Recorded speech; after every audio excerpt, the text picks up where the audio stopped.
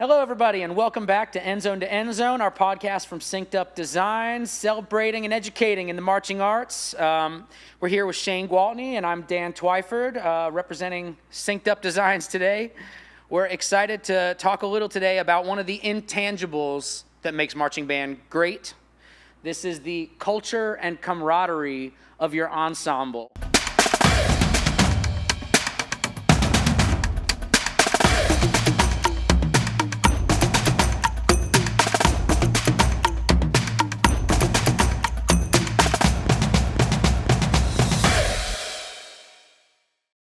It's not the music you're playing, it's not the drill you're marching, but somehow it's what makes it all go. All behind the scenes stuff. Yep. So we wanted to take some time and give some tips to young band directors out there, everybody kind of reinvigorating their program for fall. You're probably going to get into the thick of rehearsals here, or you're already in the thick.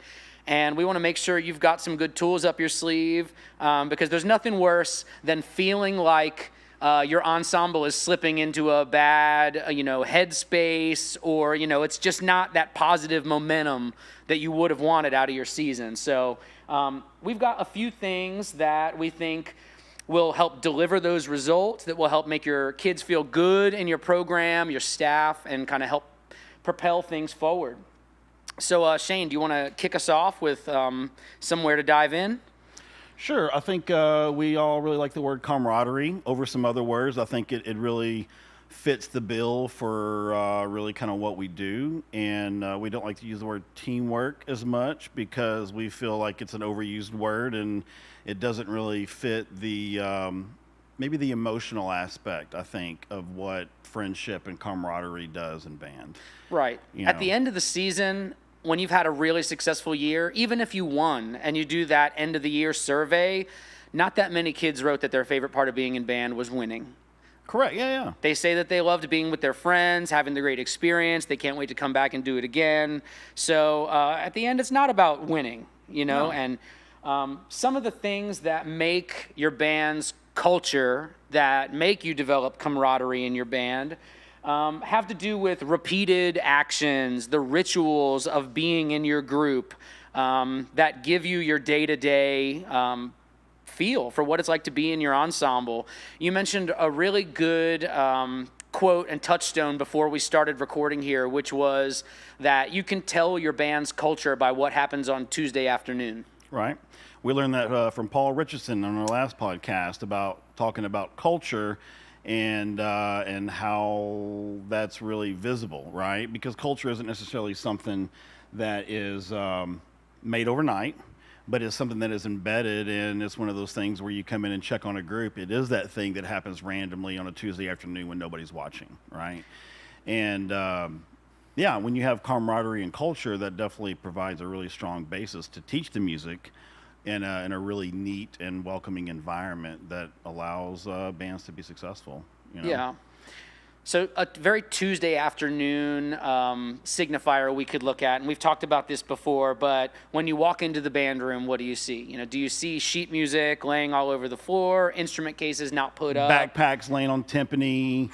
That's the worst, right? Like you've got that. You've got, people's cases that aren't laid out in a line. People think about the simplest things in your culture that really affect everything, right? There's the whole phrase, like, how you do one thing is how you do everything. And I think that really applies in the band side of things, because, you go on lunch break. What does your drum line look like when it's laying there and you're not using the equipment? What's the tuba section look like? What does the trumpet section look like when you put down your instruments to go get water? Like, it's all the little stuff like that. They may not, for a water break, they may not always be like tight together, but they all laid them down the same in their spot.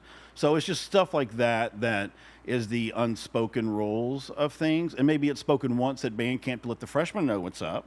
But that type of stuff, it helps the students own the ownership of how they look, of how their band is presented. You just never know who's watching. And there's been plenty of times where you roll up on a band and you can kind of see, you don't even need to hear them play. You can just kind of look around and see how everything's set out and everything's set up, and you already know. Right. And year after year, where's a great place to see if you take your temperature if you're doing a good job is the parking lot before a show. When you're walking by other bands and you see how they have their equipment set down or just what the vibe is going on over there. And I know I've walked with a group before and been like, dang, they got a better vibe. They got a really good vibe over there, and you got to inquire and follow up and see what could I be doing better and, how can I establish those things. But I guarantee that the reason why it looked good over there is not because of something the director just said right there in the parking lot. It was something that happened months ago. Or years. Ago. Right, and the students are taking it upon themselves to make sure that it's carrying over for the next generation and so forth. That's another good signifier of culture, is that it's self-perpetuating once you really get it going.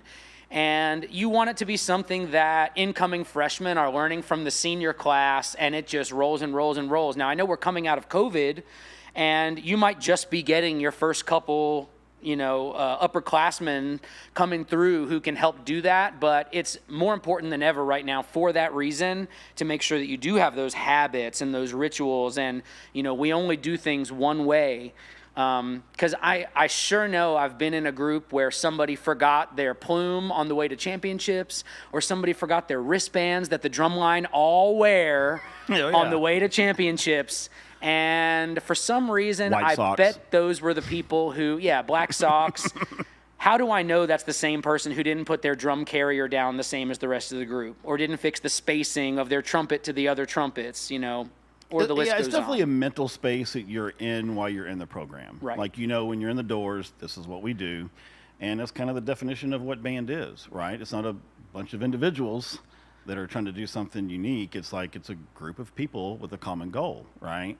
And sometimes those goals are the little things that you don't really get judged on at a contest, but they make up the end game of the program, of how people view your program, of how, the vibe walk into the lot versus not. Do you walk with intent, or do you just walk like you're getting ready to go get Kool-Aid out of a cooler? Like what's the vibe, Right.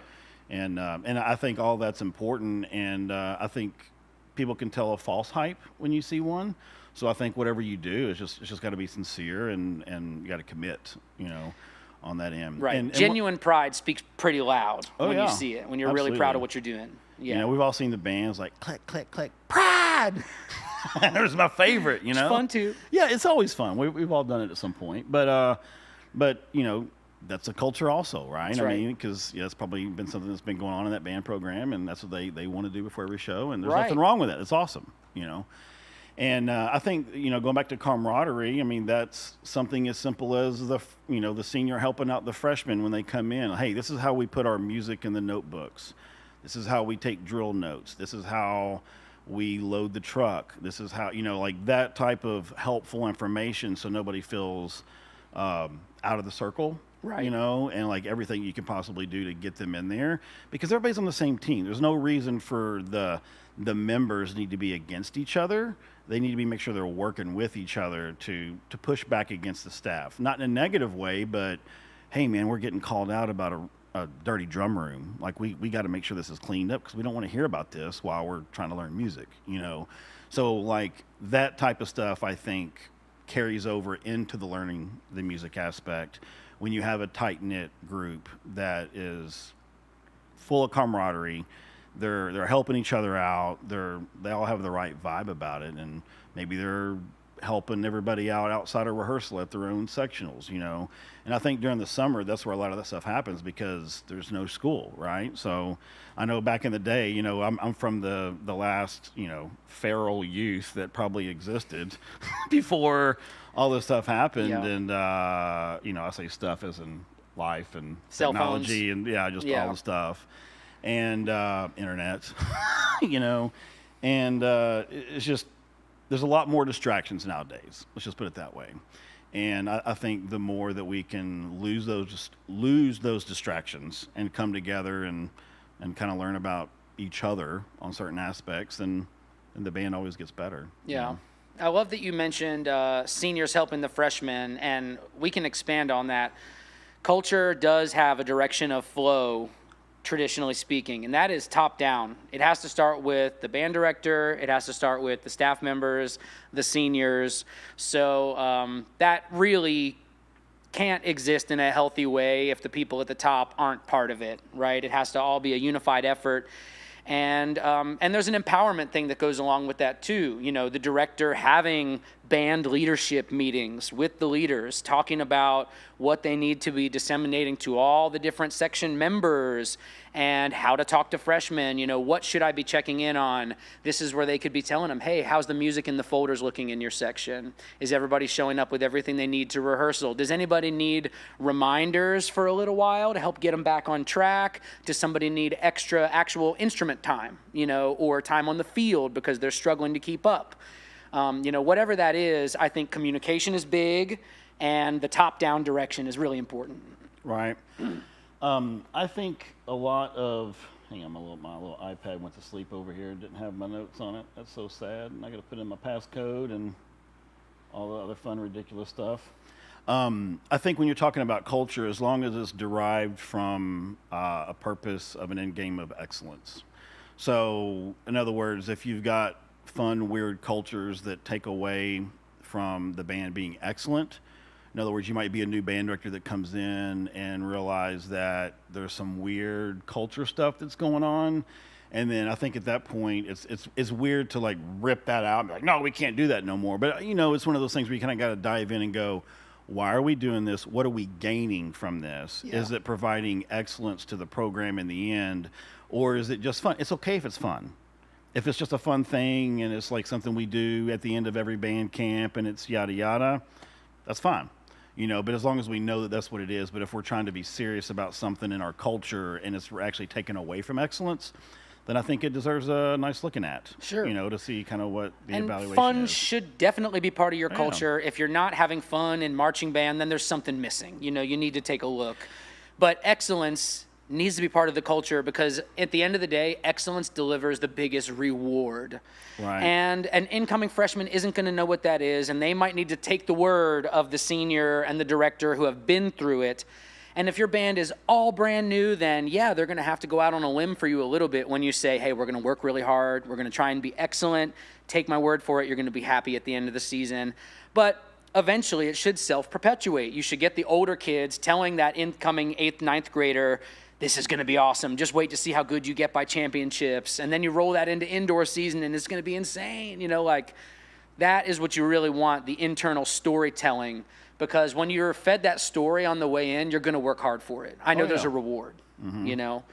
So that's like norms and expectations that we talked about, like how we do things and that you have to be excellent when you do them and that there's going to be a reward, I promise.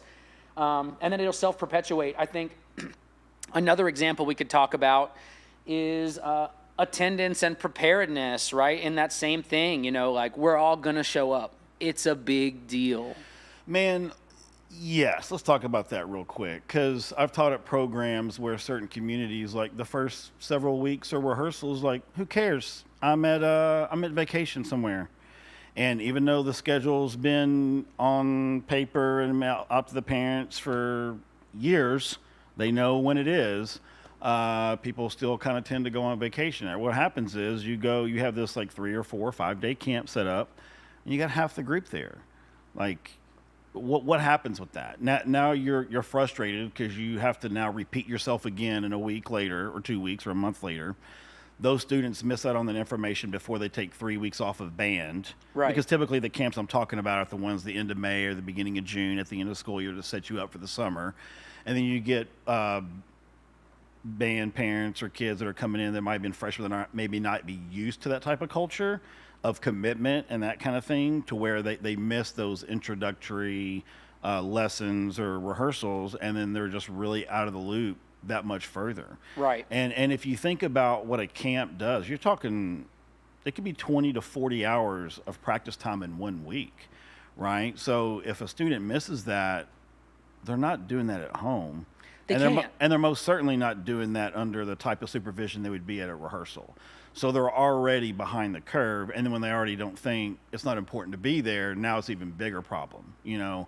And I think the issues that I've seen with band programs that let that culture still live are the ones that are still struggling to survive and like be as competitive as they want to be, because it's not really instilled as like, hey, this is important. Right. You have to be here. you know, and not only is it frustrating for the staff, it's probably frustrating for the members too to know that, hey, I'm here spending time. Why isn't Johnny or Susie here doing this? What makes them special? Why are they not here? You know, so I think it doesn't help out with camaraderie when that stuff happens. It doesn't. You know. Yeah. And people remember that. And the thing that when I was teaching a lot, the thing that I would remind the students is you're auditioning every day.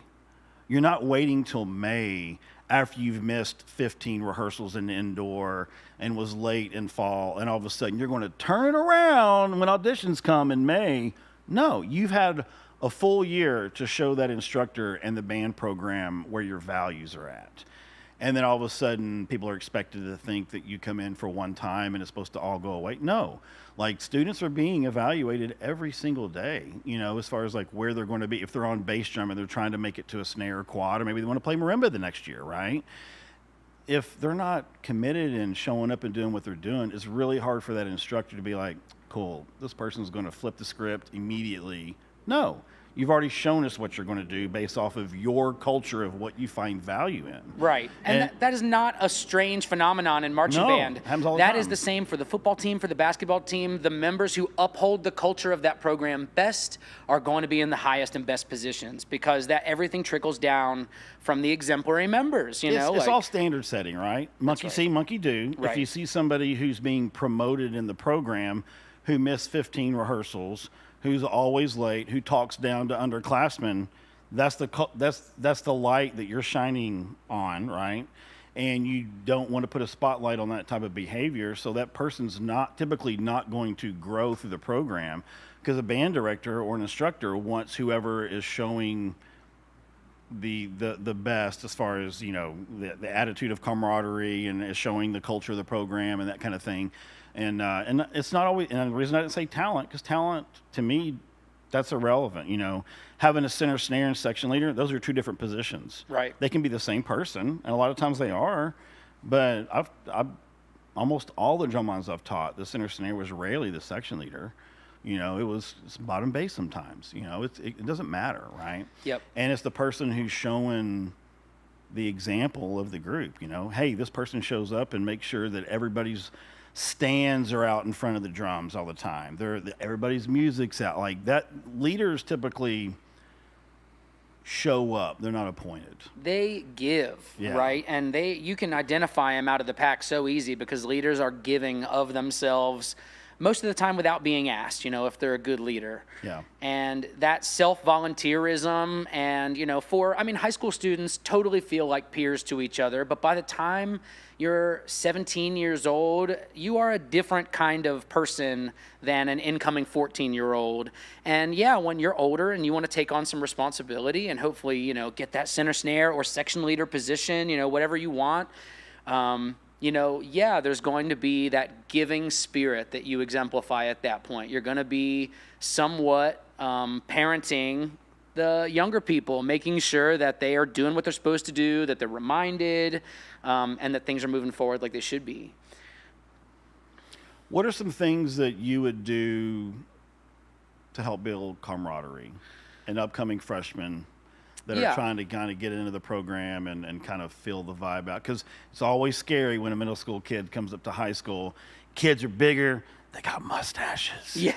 You know, it's always like, you know, these kids are older, this is weird, you know, and I think being able to bridge that gap, you know, I think is super important, and expectations is always the thing that's scary to, you know, middle school kids coming up. And this is for parents too. The amount of times that we've all had these parents, so the parents that come up and say, my kid was first chair in middle school, why are they not first chair in high school? And they say it with a straight face, which is really odd. So how do you get around that kind of stuff? All right, a couple loaded questions in there. The things I would do to encourage camaraderie in your program. Number one is you need to break down all the classic barriers that high school students feel from each other. I mean, number one, we're living in the most individualized time in history as far as people being like in their phones and not being social with each other necessarily. So you've got to get those phones in the backpacks, in the lockers at rehearsal, and have people of different grades and different sections mixing it up with each other, socializing, eating lunch together, learning about each other. And even if it needs to be forced at the beginning, like you're going to learn 4 things about this person and tell me later, even if it needs to be forced like that, it still works. Oh, absolutely, yeah. It still works. Kids are shy. Right. But put them in an environment where they got to be a little more outspoken and extroverted and that kind of thing. And all it takes is one thing to latch on to another person, and you can be friends. You have something to, build on, and it makes all the difference in the world. Because, like, how silly do you feel when you've gone through a whole season of marching with somebody in your group, and then at the very end of the year, you're like, oh, man, we could have been friends. Like, yeah. So, like, that's lame. Let's do it the other way. Sure, yeah. Make those connections up front, put the phones away, make real person-to-person relationships. And that can be, on things like stretch and warm-up block. You could divide up the group into, take a little extra time as the instructor and make groups, that are hanging on the chalkboard when everyone comes into the band room in the morning. I don't even know if schools have chalkboards anymore, but if you did, hang it up there. They do. Okay. They do. Man, you know what? I don't know. I think they're more like whiteboards. Yeah, whiteboards. Yeah. So, but you can hang it up for everybody, and that's who you're stretching with and talking to for the first 20 minutes you're at rehearsal. And it needs to go that way, because at the end of the year, you have made a mistake if the only people that the drum line talked to was the drum line. That is a failure. Yep. Yeah. I wonder how you squeeze a lot more of that into a short amount of time during band camp, because that's where you want everybody to kind of get the feels, because at the end of band, you're working real hard. You get to the end of the band camp. You wanna leave, feeling good. I can say that when I almost quit band when I was in high school. Actually, I did for 30 minutes, until the drum instructor Paul Waters, who came out and said things will get better, because I didn't, at the time freshmen weren't at the high school, we were kind of being bussed over, whatever. And it was one of those situations where I could not move my hands and feet at the same time at all. Like eights, I mean, it looked ridiculous, playing eights. My feet are out to lunch in a different time zone than my hands, and I didn't make the drum line. So I was going to quit. I was like, this is stupid. I don't want to do it, So I went to go sit in my car while my mom was inside the band booster meeting, and Paul Waters came out and gave me the speech that we've all given kids that want to quit and be like, hey, it's going to get better from here. And they let me march and play cymbals and hold cymbals for the snares one year. Then the next year I got to play third bass my sophomore year, and my junior and senior year I got to play snare drum. But we also had a very good drum line where I wasn't just going to walk in as a freshman or a sophomore.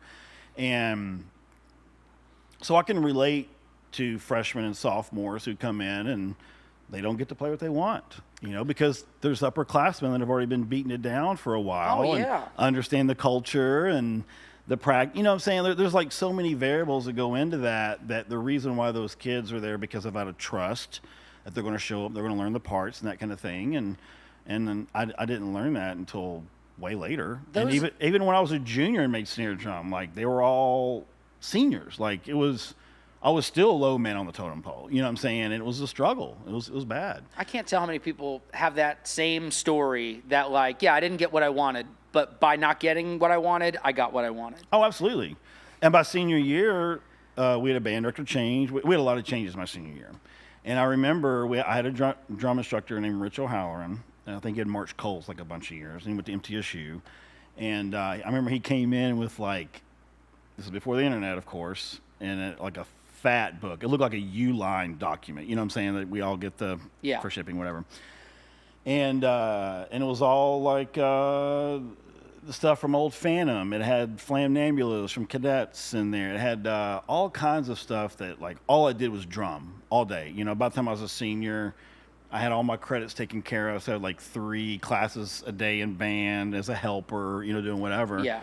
So I just drummed all the time, like all the time. I wrote cadences, exercises. By the time I graduated high school, I had written hundreds of exercises, based off of what I was learning. So that's a success. You got ate up with it. Yeah. That's what we want for these kids on Yeah. any instrument, like by the time you're writing your own music, you're starting to dabble and, just practicing a ton. Yeah, it is getting a little off subject a little bit, but for those students that contact me a lot and say, hey, what do I need to do this?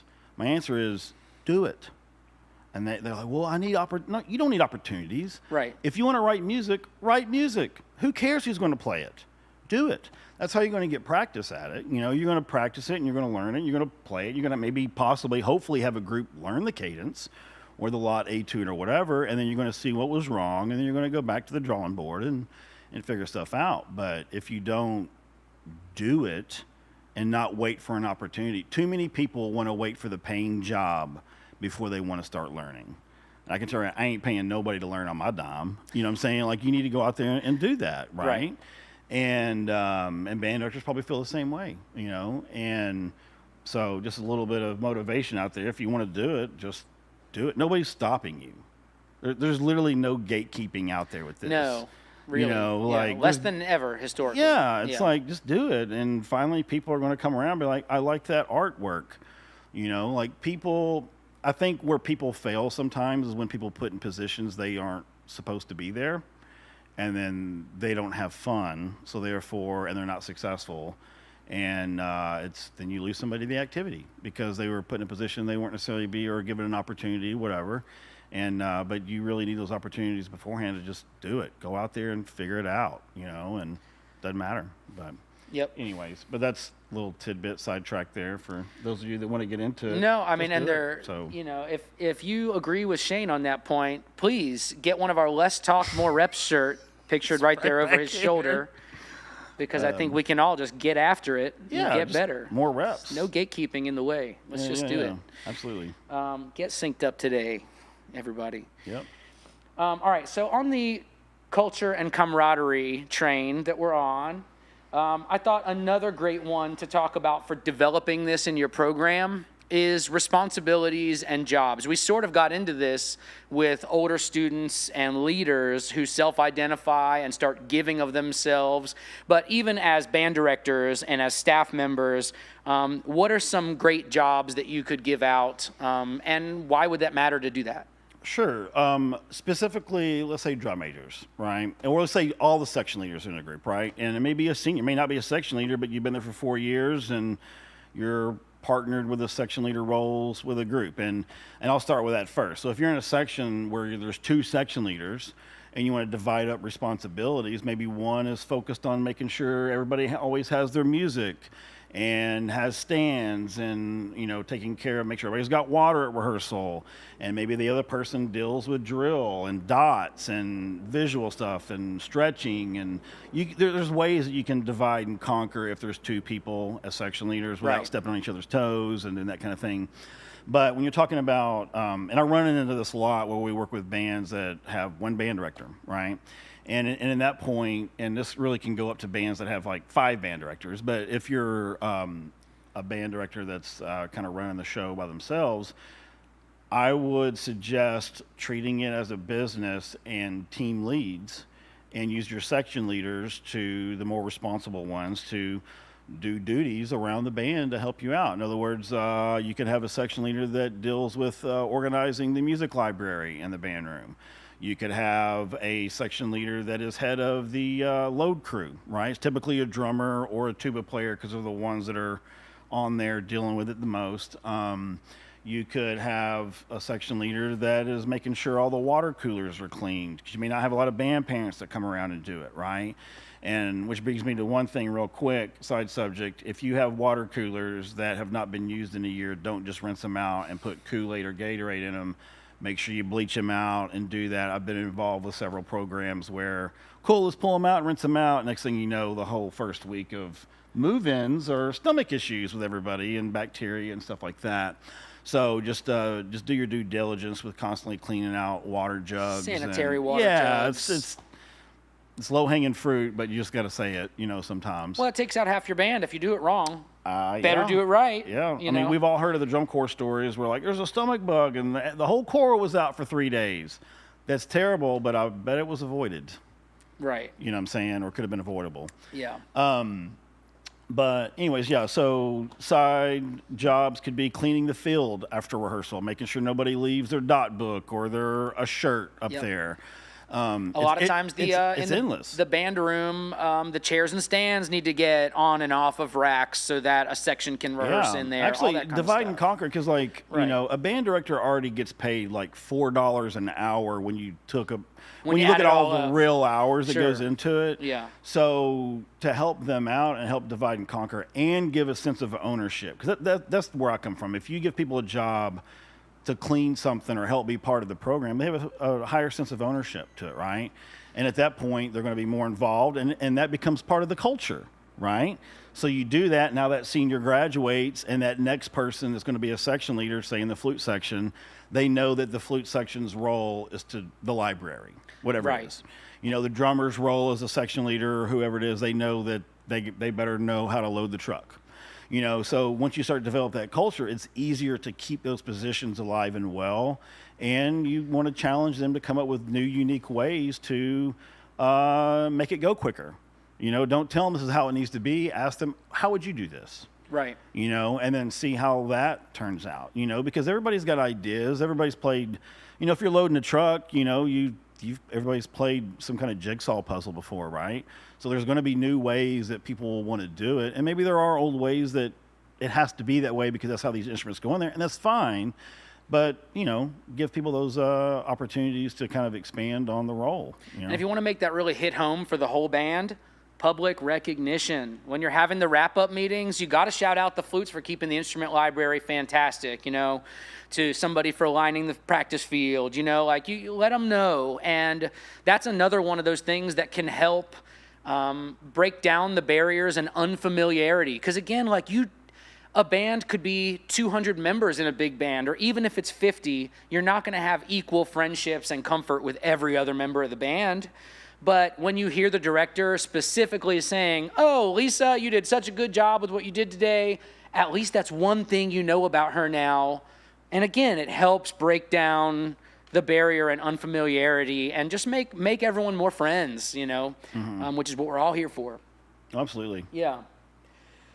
So I think those are some great intangibles that can help make friendships connect. And again, that's what's on the member survey at the end of the year. I had a great time with my friends. I had a great time doing this thing. That's how we can not forget our plume on the way to championships because we set our trumpets down a certain way from band camp onwards.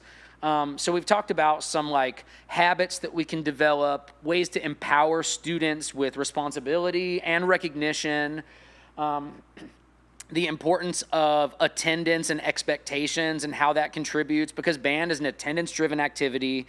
You just have to be there. All right, so we have a lot of great habits that we can develop. We have a lot of ways to foster friendships and relationships. What else can we add to help develop a great culture for your band? The use of technology. I think where students are at nowadays, I think band directors, the longer we or instructors, we all kind of stay like in our old ruts of like, this is what we've been doing for 20 years, you're going to start to lose students because their engagement level is far surpassed, I think, what we've been doing with pen and paper and dot books and all that stuff. With with UDB, with software called Engage, with Envision drill writing software, there's ways to engage the students where they're at with technology that keeps them more engaged in band, whether it's creating killer practice tracks. So when the student is learning stuff, they're not in a practice room playing with a metronome and know a semblance of what a standard is, right? So you might have tempo variant practice tracks that go from slow to fast that might have the front ensemble playing with the snare book, however you want to divide it up. But there's those type of variables for practice tracks for everybody in the band to feel like when they're playing, they're not alone. They're playing with everybody, and there's a standard set either with pitch or rhythm, that kind of thing, that they can make progress. Because when you're in a practice room by yourself, if you have no standard to that, it's hard to move the needle, right? And I think we see a lot of that, of frustration when students are at home. They don't know what to practice, so they don't. You know what I'm saying? So then they show up, then they're even further behind and that kind of thing. Or it's exceptionally dry to them because you haven't shown them a way to make it not exceptionally dry. And I think in like the way we are to now, the way we are today with technology, with phones, with, you know, the amount of input we get, right? We are an overstimulated people these days compared to 25 years ago. So there is a bit of meeting people where they are as far as attention span, as far as what is fun, what is dry, and what is not. And yes, band and music overall, I do think are good for our brains. Like, it helps us have a longer attention span. It helps us appreciate art more deeply and things more deeply instead of just on a surface level like you might get from watching TV. So, I mean, music is good for our brains and moves us in the right direction, but it doesn't mean we just don't use the tools we have and keep it dry and keep it old. You know, like, there's one factor here is, why do things the hard way when there's now an easy way? There are easier ways every day. You're just wasting time then, right? So if there's a way to get drill on everyone's phone and everyone happens to have a phone or device, you know, why are we doing stapled together packets of paper then, if you could do it the easy way? Now, I'm not saying that's a perfect fit for every band or every band budget, but I'm saying it's there, and maybe it's something you take a look at and size up and budget for and see if you can move towards. Same with the practice tracks. No, not every band director has the time or the ability to make their own cool, funky practice tracks, but even just the overall concept of, let's find some music for the drummers to play along to. Let's do something interesting with the brass player warm-ups, whether that's finding some groove tracks or, like, you know, a hip-hop beat or something fun that's different to play our lip slurs to or to play our long tones to.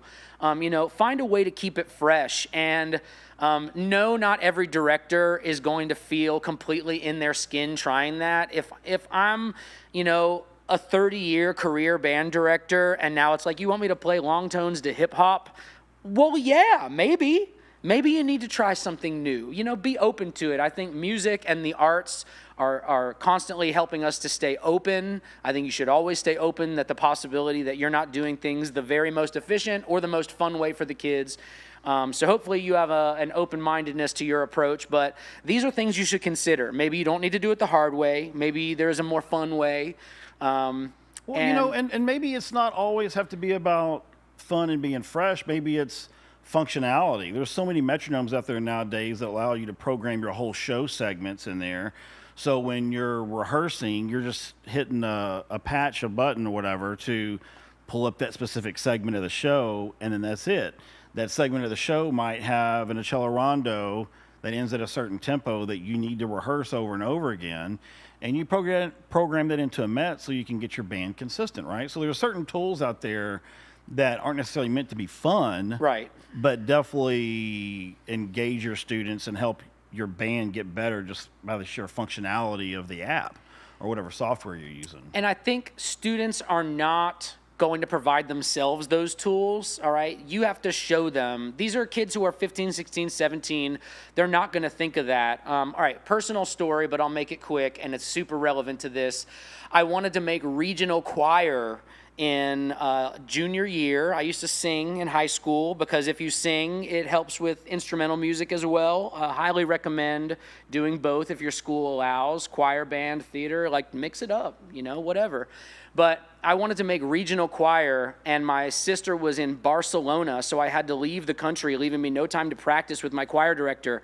This guy played all of my voice part on a piano with one of the old voice recorders and sent me with my family on this family vacation to go see my sister with a, you know, cassette recording of just my voice part of every song. And I flew over there with my sheet music, and in our little, you know, room we were staying in or whatever, you bet, I was over there singing just the tenor 2 part to every little thing. And I made that regional choir only because my teacher was like, I got you.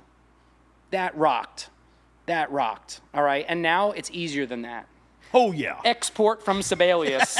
Like, it's so much easier than that. Yeah. All right. So, yeah, just applying the effort and with the technology can change somebody's life. It's super simple, you know. It's good stuff. Now I will sing for you. No.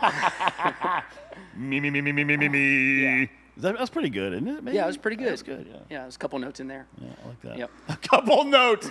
Not all the notes. And the notes that I did sing, we probably need to check. That's right. There's only 12. You had to have hit 2 or 3. I'm sure I made up a few in there, too, which is pretty good. Yeah. Very Jacob Collier. I typically do that a lot. Yeah. Anyways, like, I can't do it. I'm just going to make up my own version. That's right. Yeah, it's the story of my life, to be honest with you. Well, I feel like we've taken this topic from end zone to end zone, if you will, and you shall. Oh, what do y'all think of our new digs?